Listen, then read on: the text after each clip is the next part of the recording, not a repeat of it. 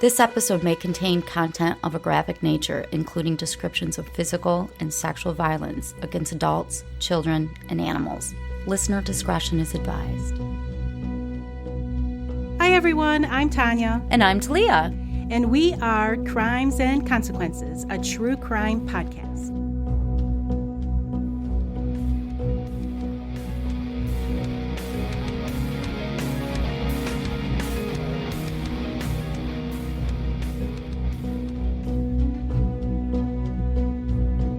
Hi Talia. Hey, Tanya. How are you today? Oh, today is a great day. How are you? I am doing fantastic. Fantastic. And welcome back everyone to another episode of Crimes and Consequences. Tanya had a lot of caffeine, so she might talk I know. really I'm fast. feeling really anxious, so if I'm talking really fast, I'm going to consciously try to slow down, but... Just take a deep breath, girl. Anyway. Enough about us. Enough about us. Before I tell you today's story, please hit the subscribe/follow button on whatever app you're listening to. And the story today was suggested to us by Danielle B. and one of our Patreon members, Sarah, who is a fellow Detroiter. Oh. So thank you, ladies, for this recommendation. She's from the D. From the D.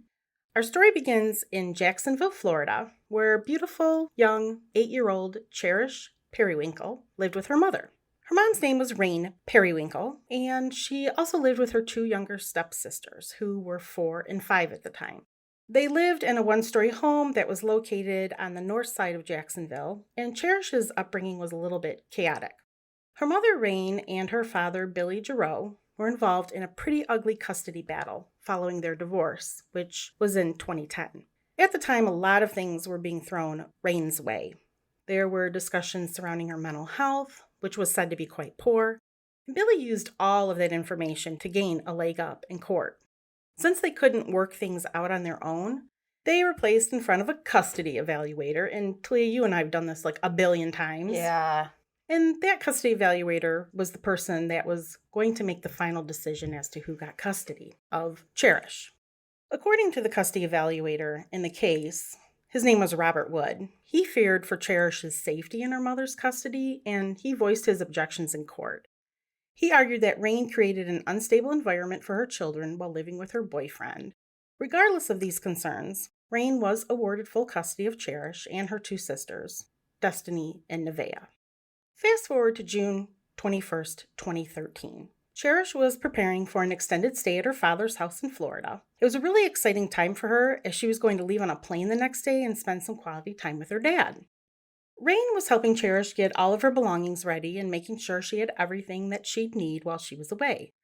Realizing they were still short a few crucial items, Rayne knew that she'd have to make one more trip to the store with Cherish. Since she didn't have a car, Rayne and her 3 daughters were forced to walk the 20 minutes it would take to get them to the town's dollar store. While at the store, Cherish had picked out an adorable little white dress with red hearts on it. However, Rayne didn't have enough money to purchase the dress, so she explained to the clerk that, "I don't have enough money," and she told Cherish she was going to have to put the dress back. Recognizing this vulnerability, as he had been listening and watching the situation unfold, 56-year-old career child predator, Oh, God. Donald James Smith, introduced himself to Rayne. He started to talk to her and the children, and Rayne would even later state that he seemed like a really nice man overall. He expressed that he understood how hard her situation might be at the time, and he claimed he was going to be meeting up with his wife, who had a $100 gift card that could be used at Walmart. He said he'd be happy to give it to her so she could buy everything that she needed for herself and the children. Well, that sounds nice. Doesn't it? Telling Rayne he had a wife really pulled some of her guard down, which is usually the case. You know, predators always tell some stupid fucking lie. Most times when a female is involved, even if they're not present, it brings them comfort. Right, it brings them comfort. You know, you trust a stranger and think that, you know, he's genuine. He's looking to help me. So Donald, Rayne, and the 3 young girls waited together outside of the dollar store for 20 minutes for Donald's wife, who never showed up. And FYI, he doesn't have a wife. This is a lie. By this time, it had started to rain. Donald suggested that they warm up in his van and they could just meet his wife at Walmart instead. He has a van. Yeah, he has a creeper van. Of course he does, right? Of course. Now, while this might raise some red flags for most people, I mean, we're just sat here and called it a creeper van. I think Rayne was in such a financially dire position, and Donald seemed nice enough. He's manipulative, I'm sure. I'm sure, and so she agreed to the ride. At the time, Rayne didn't know that Donald had a record that was littered with sex crime convictions. Gross. In 1977, Donald exposed himself to a child. Oh, sick. I know. It gets worse. Of course. After the very first conviction, he was evaluated and ruled to be a mentally disordered sex offender. Unfortunately... A mentally disordered sex offender? Unfortunately, Donald didn't receive the help that he needed while serving his time, which I think is true for a lot of offenders, and he was released back into society when he shouldn't have been. If anything, he merely learned what to avoid so he didn't make the same mistakes that got him caught previously. The worst part about all of this is when he was released, he was living with his mother, who lived just a stone's throw away from an elementary school. Aren't they not allowed to live by elementary schools? I know. Isn't that part of the restrictions? Maybe it wasn't at the time. I don't know. There wasn't any restrictions on his release that prevented him from doing that, but I think that's pretty standard nowadays. Yeah. Locals would later say he was a pretty nice guy and even went as far to say he was like neighbor of the year. I bet. He was a handyman and painter, and he was always willing to help out. And even though some in the neighborhood knew his past, they just chalked him up to being odd with a troubled past and not much more than that. Oh, I would avoid the fuck out of him. Oh my God, right? He was arrested in 2009 for impersonating a Department of Child and Services official. What? I know, get a load of this. He had made obscene and threatening phone calls to a 9-year-old girl. He even went as far as to call her 12-year-old brother's cell phone asking to speak to his sister. How do you get their info? I have no idea. The brother didn't know any better and he assumed the caller was someone who had a valid reason to be calling for his sister, so he gave Donald his mother's cell phone number. Oh, shit. At this point, Donald called her, saying he was with Child Services and that he was conducting an investigation concerning her daughter. At the time, the young girl was with her grandparents, so he managed to get their cell phone number as well. What? Donald called the home of the grandparents, who stupidly allowed this little girl to speak with this strange man for 20 minutes over the phone. Child Services doesn't do that. No, they make visits in person. Yes, we know all about how that works. I mean, they're not going to call your house and be like, "Can I talk to your daughter?" No. Just FYI, anybody, if you're ever in this situation. At the time, Donald asked her if she wore a bra, what her private parts look like, and other disgusting things of that nature. Stop. Oh, he's disgusting. He then got back on the phone with the grandmother, who he managed to convince that the little girl's father and grandfather had been suspected of molesting her. Donald then threatened the grandmother, saying that if she told anyone about their conversation, she would pretty much go to jail. He then told her she needed to bring the girl to McDonald's so he can examine her. What the hell is this? He even told the grandmother that he doesn't want her to come in with the girl and instructed her to just stay in the parking lot. So send the little girl into McDonald's so that I can check her out. This is absurd. Thankfully, the grandmother didn't listen, and she did take the little girl to McDonald's, but she waited with her. As a result, Donald never appeared. I hope she called the cops. She did. She handed over the number to police, the number that she had for Donald, and they were able to trace him and arrest him. He went on trial for that crime, and the trial concluded rather quickly in 2012 because Donald's defense team somehow managed to successfully arrange a guilty plea bargain that would only have him serve no more than 14 months in prison. This sentence was hard to stomach, seeing as Donald went out of his way to try to assault and molest this little girl. And given his previous history. Amen, right? During the investigation, the police spoke to Donald's mother, who even admitted herself that he was a massive pervert and a child molesting pedophile. His mom said that? His mom said that.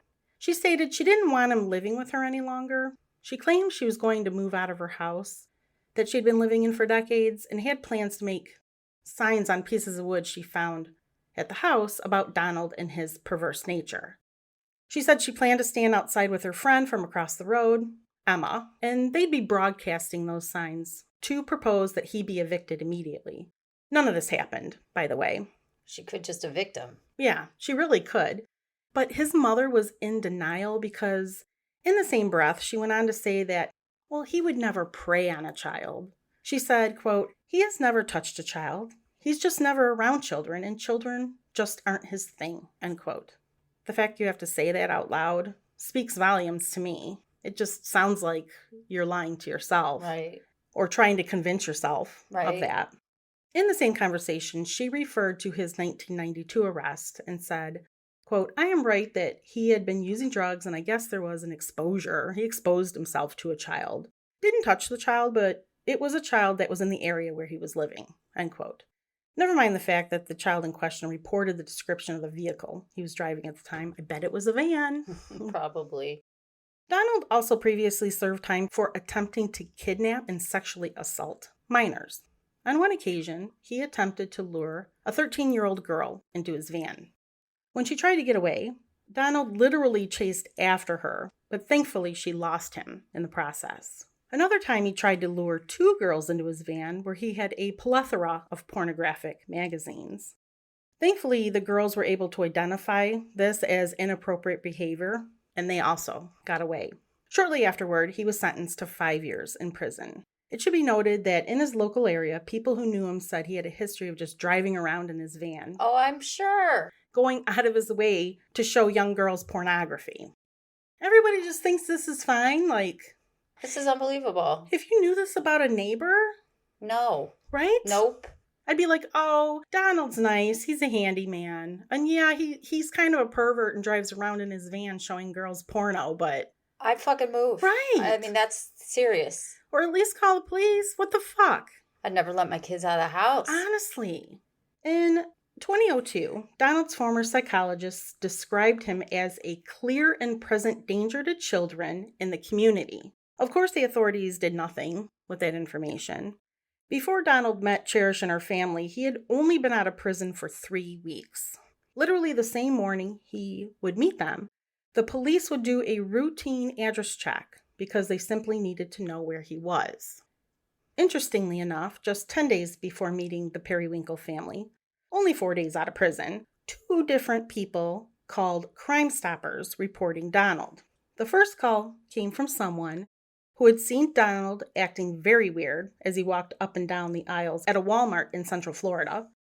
Evidently, it was his body language that really concerned bystanders. He looked fidgety. He kept wandering around, obviously scoping out potential victims.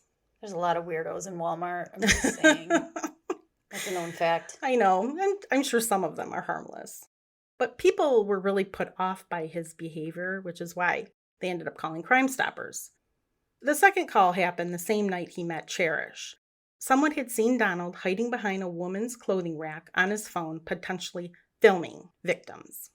What a fucking creep. I know, right? Oh, He is like grosser than gross. yes. Lower than low. He's a piece of shit. There you go.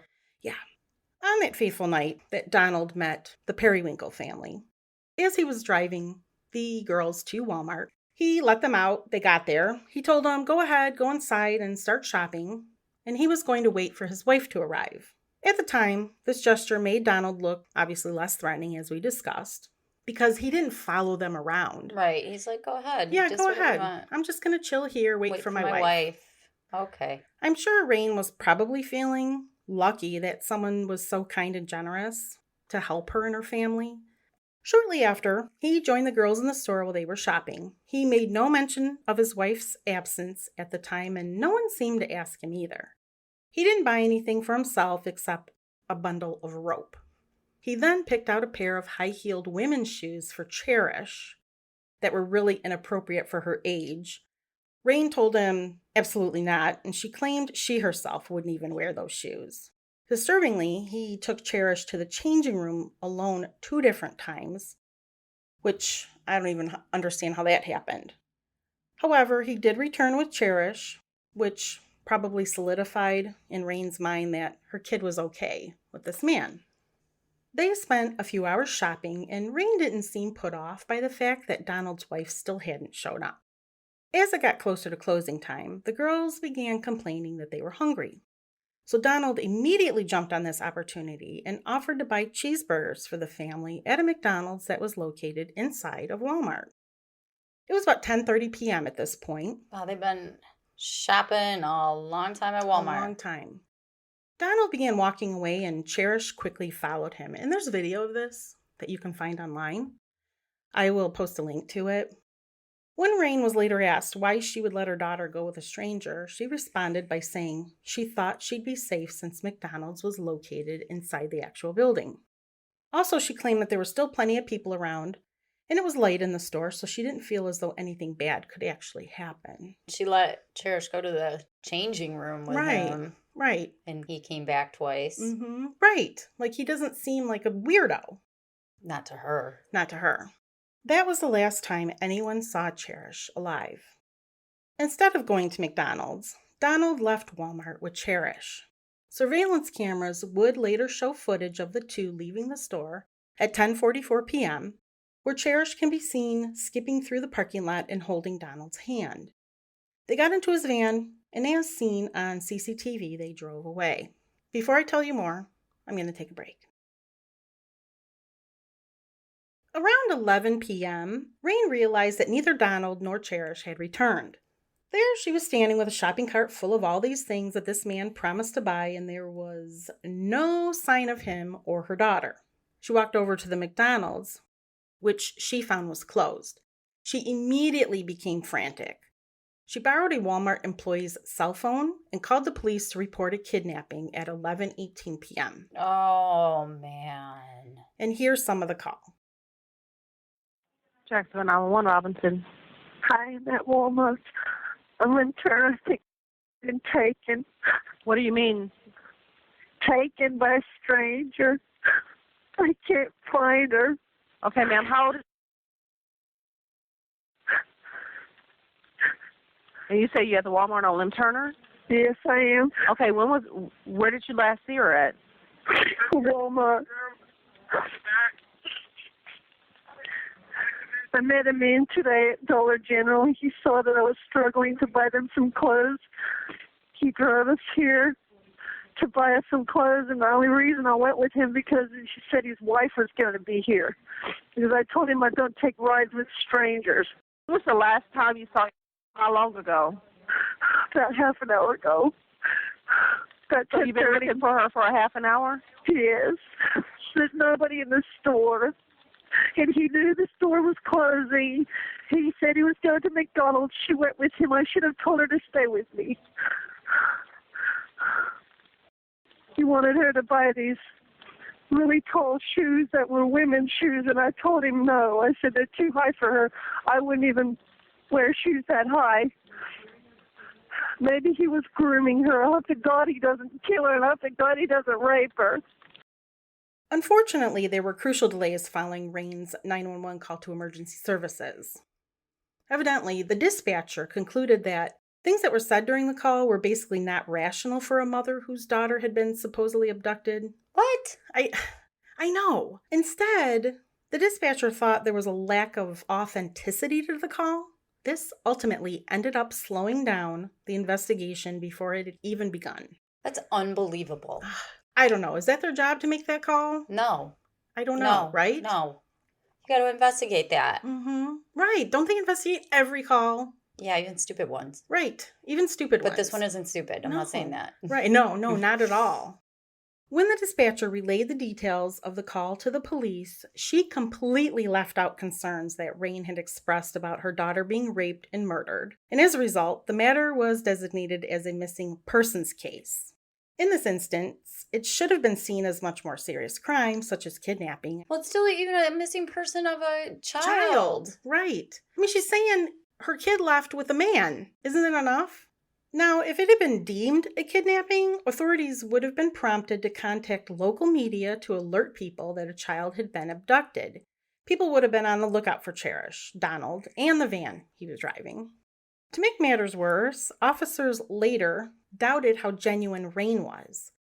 They decided that because there had been a custody battle and Rayne was in a situation where her daughter was flying out to be with her dad the next morning, that she was just making things difficult so she wouldn't have to let her daughter see her father the next day. I could see them thinking that. But just remember, they were out shopping for the items that Cherish needed, that she was going to take with her on her trip to see her dad. So the police initially thought maybe that Rayne was hiding Cherish. Police would later say they came to this conclusion because while Rayne was crying and moaning, she didn't shed a tear, like when they talked to her about it. She also told police that she was a psychic and she could help find missing persons. And then she commented that when the police did find her daughter, they would bring her back in a box. So there was some odd shit said. Yeah. It wasn't until almost 6 hours after she had initially gone missing that an Amber Alert would be put out for Cherish. They got helicopters and ground units out, but they couldn't seem to find either Cherish or Don. They began looking for Don's van, which was a 1998 white Dodge van with Florida plates. Isn't it always a white creeper van? Yes. Can't they look up pedophiles around that area too? Right? Who drive vans? I know. You would think, right? I would think. So it had Florida plates and 2-inch thick pinstripes down each side. I mean, how hard can it be to find that? I don't know, right? Around 9 a.m. the next day, June 22nd, 2013, an officer who was simply going about his normal daily traffic routine noticed Donald's van traveling down Interstate 95. Upon hearing this, the police acted quickly and shut down the highway, as well as they blocked off all exits. Officers were then able to apprehend Donald near Interstate 10. They found him alone, covered in scratches, with soaking wet pants and muddy shoes. Oh, man. He was immediately arrested and taken into custody. In the back of his van, officers found items that Rayne purchased at the Dollar General store, because remember, they were in the van. So they instantly confirmed that this was the man that they were looking for. They took Donald into the police station, and as soon as he got into the room, he can be seen on video footage sitting back and closing his eyes. An hour later, detectives came into the room to read him his rights. He never showed any remorse or hint of any emotion. The arresting officer would later say that Donald was arrogant and acting like, you may have caught me, but you're not going to stop me. Like, that was the attitude he had. Piece of shit. Oh, he's such a piece of shit. Initially, he refused to answer any questions, but then he did start speaking and said he didn't know anything about Cherish. He told police he had spent the prior night smoking crack with prostitutes. Oh, that's nice. That's lovely. When asked, well, why are you all wet? Donald told police he often sweats profusely while doing drugs. When police told him, well, we have video footage of you leaving Walmart with Cherish, Donald then fessed up. He admitted that he took her, but he said that after she got into the van, she jumped out at a red light. He then promptly asked to speak to an attorney. About the same time, the police got a call from a local resident that claimed after seeing the Amber Alert and reading the missing child report, they now wanted to report something suspicious that they saw earlier. They said they saw a suspicious vehicle matching the description of Donald's van, parked near a heavily wooded area near the Highland Baptist Church. The police promptly began searching this area with canine units, and to their dismay, they made a gut-wrenching discovery. I don't think I even want to know. Cherish was found in a creek behind the church, still wearing the same dress she was in the night before. She was covered up by a log and chunks of asphalt that Donald believed at the time would weigh her body down. It didn't work, though. Her mutilated body was filled with contusions and ant bites, hemorrhaging, and busted blood vessels around her neck where she had been strangled to death. An autopsy showed that she had been raped prior to her murder, sodomized, suffered blunt force trauma to the back of her head, and was strangled with what appeared to be a t-shirt with such force that she began bleeding from her eyes, gums, and nose. Oh. In what would prove to be one of the most high-profile cases of the greater Jacksonville area, Donald was charged with kidnapping, sexual battery of a person under 12, and first-degree murder of Cherish Perrywinkle. This story blew up, and it was everywhere. News outlets in Florida and throughout the U.S. covered this murder extensively. In Jacksonville, live broadcasts highlighted Donald's prior sex convictions in 1977, 1992, and 2009. Even CNN and Fox News picked up the story. Oh, yeah. I kind of remember now that you mention all the details. More importantly, media outlets also covered the grave effect of the murder on the local community and how they rallied together to do anything and everything that they could do to support the Perrywinkle family. People that didn't even know them were constantly visiting, sending groceries and food, and hundreds of people ended up attending Cherish's funeral in June of 2013. It was actually such a big deal that they locally televised the funeral so that those who couldn't make it but wanted to were still able to see it. Later, it was found that nearly 2,000 people had signed the guest book that was present at her funeral. Donald pled not guilty. Of course he did. Of course he did. Due to the variety of motions that were filed by the defense team, which were ultimately denied each time, the trial didn't take place until 2018. In the state's opening statement at trial, the prosecutor described what took place at Walmart and stated, quote, "Every mother's darkest nightmare became Rayne Perrywinkle's reality," unquote. The trial was utterly traumatizing for all involved. While presenting evidence, the chief medical examiner had to take a break, and the jury broke down into tears. The 26 images presented from Cherish's autopsy were beyond horrific. And Slee, I don't know if you remember, but I had been working on this story. Yes, for a while. And I was watching the chief medical examiner's testimony. There's a video of it on YouTube, and I had to stop watching it. Really? Yeah, it was disturbing. Like, this story, I didn't even really want to do it. I know, I remember you saying that. And I've done stories about child predators and everything, but this one, I don't know, it really, really, really bothered me that I had a tough time. Well, it's horrific. It is horrific, and this man is sick. So I'm going to tell you what the medical examiner said. Oh, okay. So the medical examiner who performed the autopsy described how Cherish's anatomy had been distorted by the force with which Donald had raped her. She detailed injuries on Cherish's scalp, her chest, legs, arms, neck, chin, lip, nose, eyes, throat, and worst of all, her genitalia. She had abrasions and contusions all over her body due to the sexual assault and torture she went through. There was blunt force trauma to the back of her head and face. She had bite marks to her right breast, and they were done with such force. Oh, man. All right. Yeah, and she had ligature marks around her neck. She added that it would have taken the 8-year-old 5 minutes to die while she was being strangled. After her testimony, she requested to be excused from the courtroom for a moment. She said, quote, "Cherish did not die quickly, and she did not die easily. In fact, hers was a brutal and tortured death," unquote.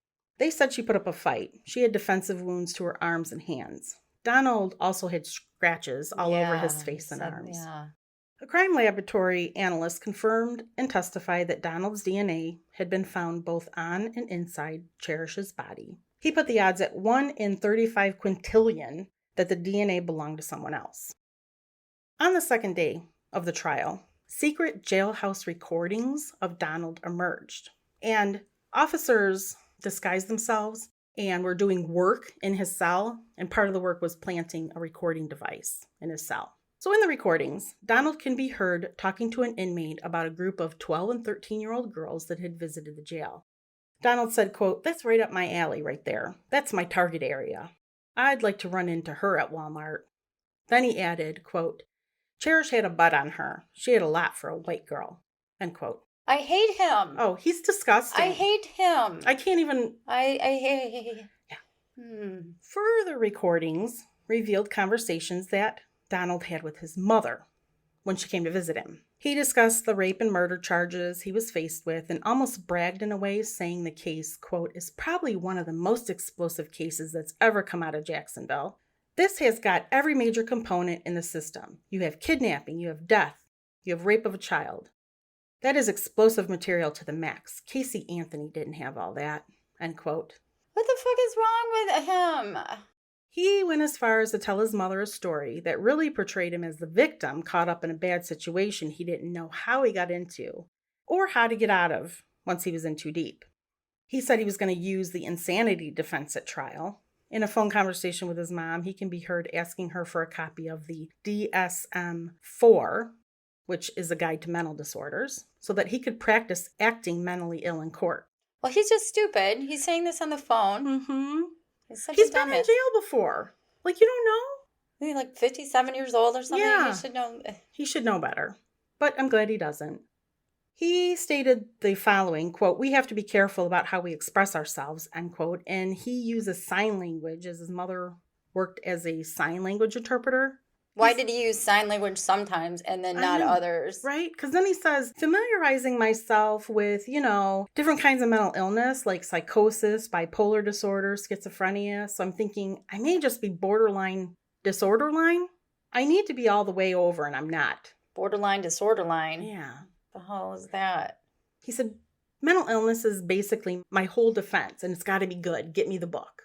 Well, end quote. He is fucked up, but I don't think that qualifies as a mental illness. No. He added he hoped to be sentenced to death rather than life in prison because he was afraid his fellow inmates would kill him. He said, quote, "I need to realize what it is that I've got for my own personal benefit. I need to know what I have so I can read and say that feels like this happened to me. And sometimes I feel like this and I do this, and that's me right there. That's what I need. A doctor. I'll know what to say." End quote.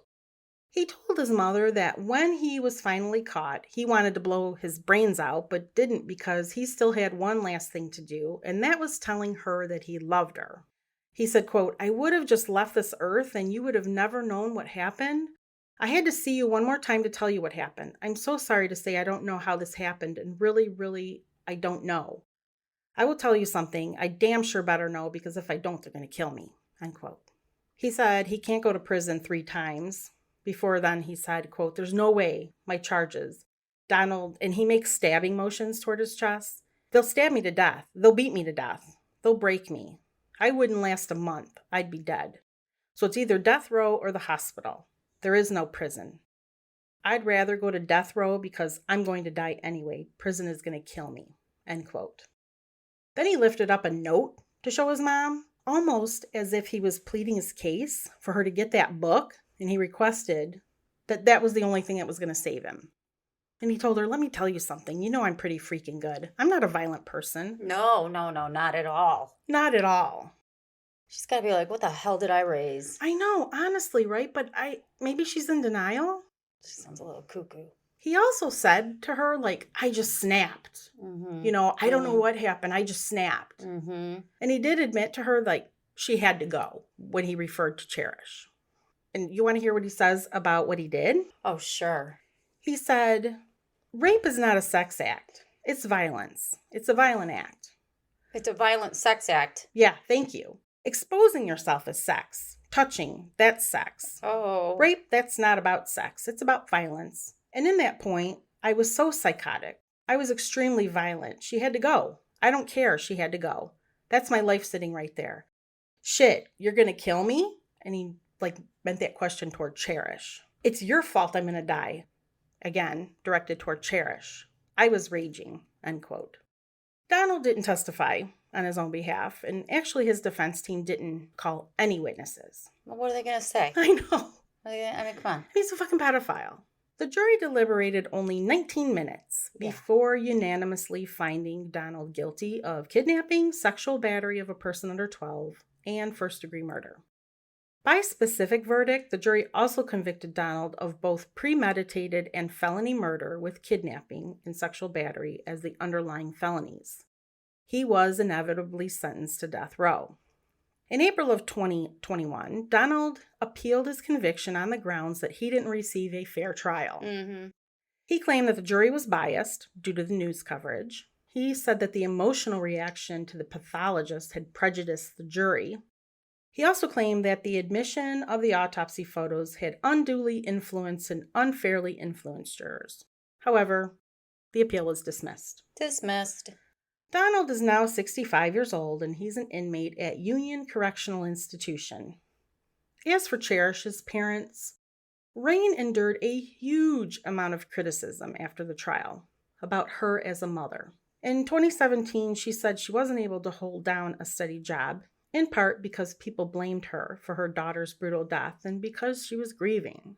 She's been persistent in calling for Donald's execution, but Cherish's father, Billy, simply wants closure in the matter. Rayne's other 2 daughters were removed from her custody shortly after Cherish was murdered. Rayne said, quote, "I wish they would just feel for one day what they've done to me. It's not about myself, Cherish is the biggest victim in this. She is the biggest victim, end quote. And Talia, that is my awful story. I can't express how awful that is. It's so horrible, Tanya. I'm so... It's so disturbing. Sad right now. I'm so fucking sad. It's extremely, extremely disturbing case. As I mentioned, I postponed doing it. And actually, this episode was written by our writer, Tara, because I couldn't finish it. Yeah. And I know this is a well-known case, but I'm sure there's people out there who haven't heard the whole thing. I didn't hear the whole thing. And I would just like to thank everyone for listening. Well, I want to lighten the mood by doing some shout-outs. Okay, let's do it. Because this is a really dark mood. Yeah, this is just, this story was just a fucking pisser all around. For those that don't know, we have a Patreon page, patreon.com/TNT Crimes, where you can get, I think there's 200 full and minis available to listen to that you can't listen to on the app you're listening to us on, unless you have to subscribe. That's what I'm trying to say. And you can also get the same info on our Apple Podcast channel by just hitting the subscribe button. But these are our newest Patreons. Again, that's patreon.com/TNT Crimes. You ready for some shout outs? I am. We have Harmony C, Richard W, Charity S, Amy K, Nicole L, Brandy S, Will A, Chris, I don't know how to pronounce this, SMEXOTICS1, Smexitix. I don't know, but thank you. Teresa H, Tristy C, Osiris, I don't know, W, thank you. Elsie, Courtney W, Ginjuiced, Majestic, Jamie B, Kim H, Angela H, Maggie May J, Mr. Tulit, Kim, Mina Bianca A, another Kim, JC B, Krista, Edna, and Mary V. Well, yay! Thank you, everyone. Guys. Woo! You guys rock. Thank you so much for loving us so much that you're actually paying for extra episodes. Yeah. And if you would like to find out what that's all about, you can go to patreon.com/TNT Crimes, or you can go to our website, or you can check it out if you're listening on the Apple Podcast app. Just check it out that way too. Our website is crimesandconsequences.com. And then all of the sources that Tanya and Tara used will be put in our footnotes or in our notes section for this. We also have social media at Hardcore True Crime, and that is Instagram and Facebook. I think that's it. So thank you everyone for listening until our next episode. Don't kill each other. Bye. Bye.